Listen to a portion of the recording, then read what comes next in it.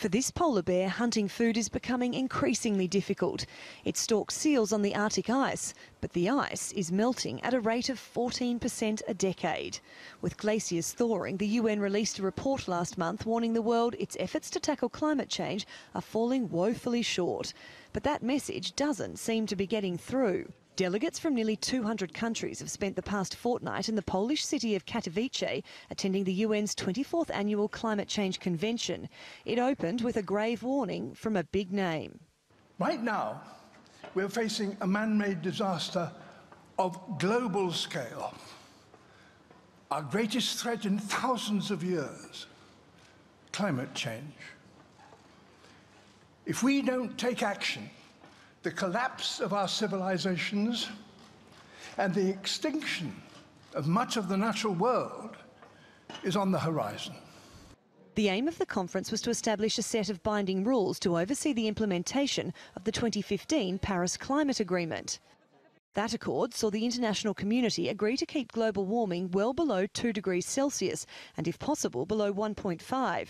But the latest UN emissions report found it's failing. Right now, the world is heading for a temperature rise of 3.2 degrees Celsius by the end of the century.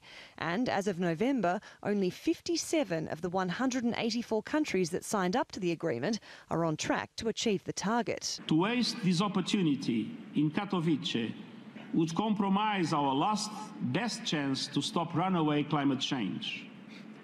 It would not only be immoral, it would be suicidal. Some countries rose to the challenge, with New Zealand, Canada, the EU and several developing nations agreeing to scale up their efforts to cut emissions.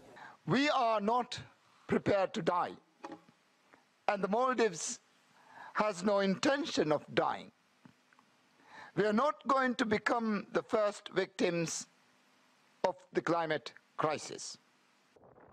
But 4 big oil producers, Saudi Arabia, Kuwait, Russia and the US, have refused to endorse a crucial climate change report that warned the world has just 12 years to stop climate change hitting catastrophic levels. We strongly believe that no country should have to sacrifice economic prosperity or energy security in pursuit of environmental sustainability. The past 5 years have been the 5 hottest ever recorded, and with the heat has come plenty of extreme weather.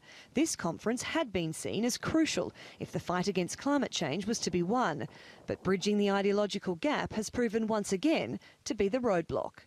Sarah Morris, TRT World.